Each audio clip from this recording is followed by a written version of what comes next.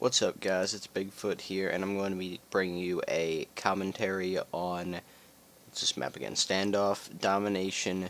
Um, I think I go 27 and 14 in this game. It's kind of an old gameplay, as you can see by my level.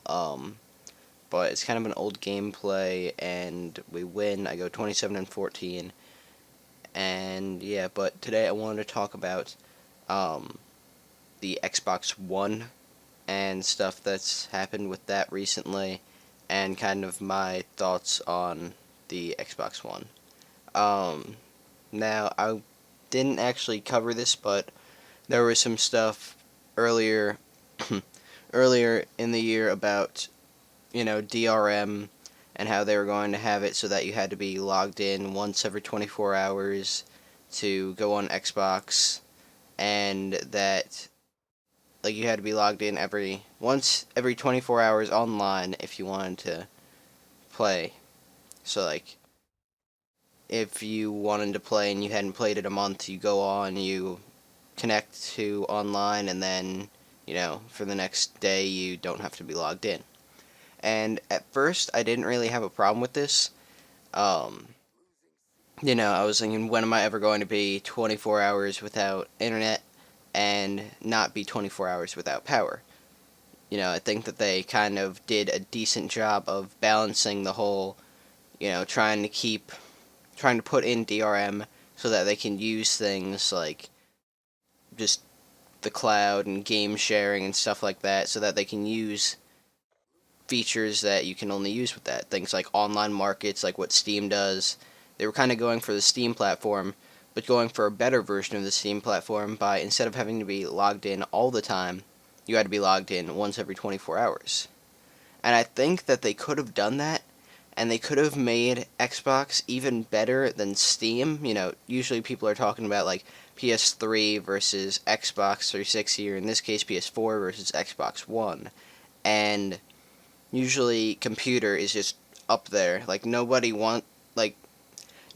who just plays games casually really kind of goes for a computer. A few people do, but a lot of the people who like play I don't know how to put this, but a lot of people who play games don't go for computer because they can't really get a good computer. They don't know what good computer to get. Like, you can't really get a good laptop and use that for computer gaming because laptops suck for gaming. You can't get a Mac and use it for gaming because Macs suck for gaming. Really, you gotta get a Windows PC, and even then, it's much better to just custom build a PC instead of, um, it's better to custom build a PC instead of getting like a Dell or something like that. Um, but basically, so, people, they were trying to beat Steam out. Like, usually you don't try and beat out computer because that's kind of up there. It's constantly evolving. You don't just get new computers released every however many years. You get people constantly upgrading and getting new computers and upgrading their RAM, and you can't do that with the console.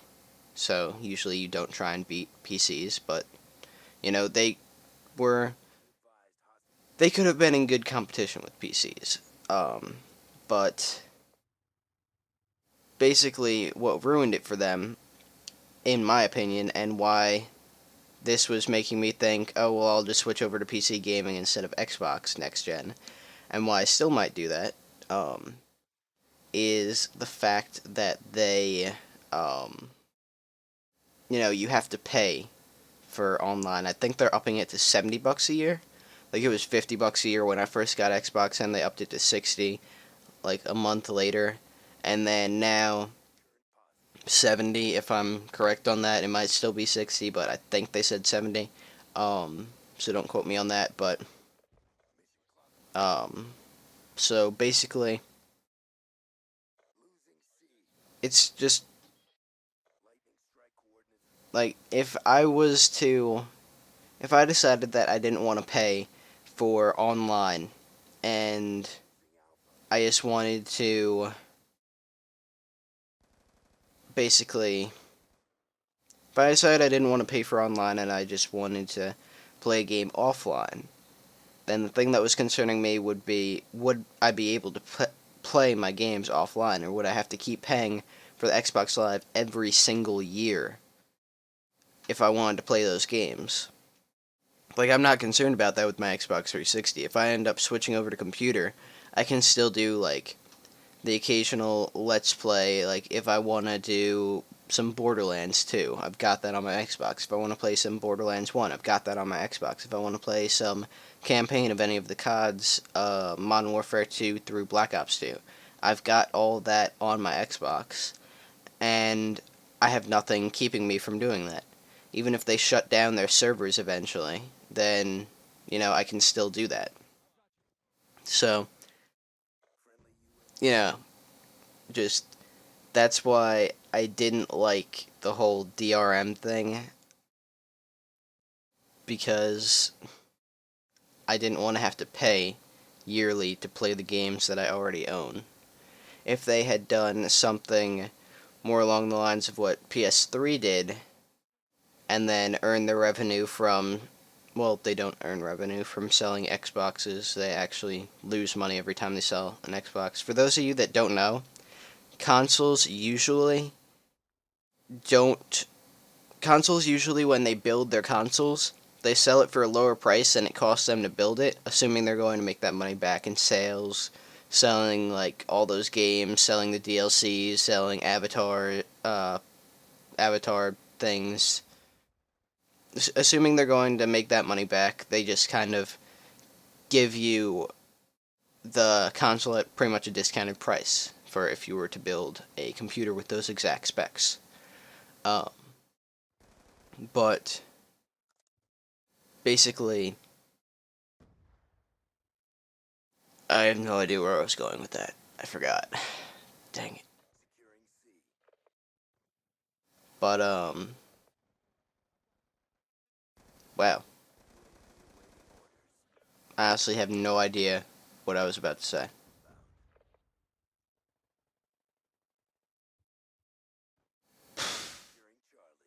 But, oh yeah. But basically, what they could earn revenue off of is obviously those games, and then they could earn revenue off of. There are constantly ads playing on my dashboard. I see, like, freaking. I've seen Dr. Pepper things. Like, I have. I've seen, like, degree commercials. I've seen all this stuff. All these commercials that I'm assuming Xbox is making money off of, because I don't think anybody would give free advertisements, so they're making money off of this. And they could use that ad money, and they could not have you pay for online, because then that would have fixed the whole DRM thing for me. I would have been completely on board with it, because it would have been practically Steam, but instead of being online every single second, you're online once every 24 hours. So an even better platform than Steam. And then another thing that would have made them better is if instead of having to buy that Kinect for the extra $100, like instead of having it shipped with the console, like they just won't let this Kinect die when really it sucks. Like there are some things that they could do with it, but that's mostly voice commands, which you could do with the normal headset. Maybe like waving your hand to do something, like how some tablets and Android things and like iPads and iPhones, like you can do the pinch to touch thing, like how you expand on something. So if you like say we're playing Borderlands 2, you pull up your map and you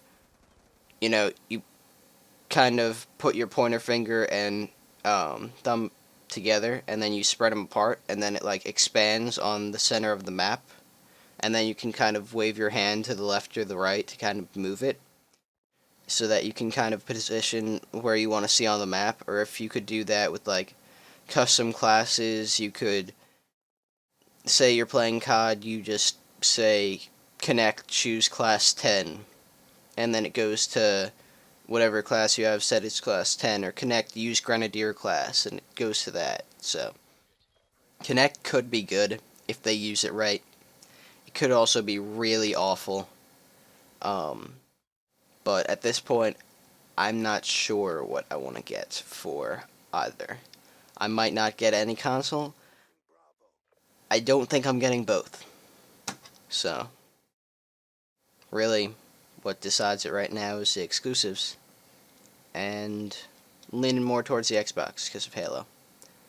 So I hope you guys enjoyed that kind of little commentary on what I think of the Xbox so far.